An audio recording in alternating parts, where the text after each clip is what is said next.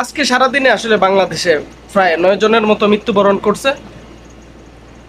কারফিউর ভিতরেও আসলে যথেষ্ট পরিমাণ আন্দোলন হয়েছে।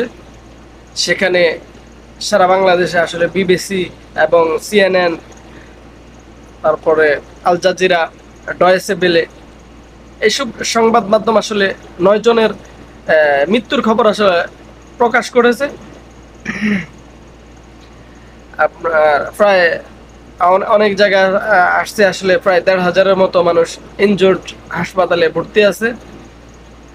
এই অবস্থা, কারফিউর ভিতরে আসলে আন্দোলন চলতেছে। আন্দোলন জানি না আসলে দেশের কি হয়, কি অবস্থা, এবং এভাবে চলতে থাকলে আসলে আহ, কি হবে, কোন পরিস্থিতিতে দেশ যাবে, আসলে আমরা ফ্যামিলিদের সাথে কথা বলতে পারতেছি না। আসলে এটা একটা খারাপ লাগার একটা বিষয় যে আমরা পরিবারের কেমন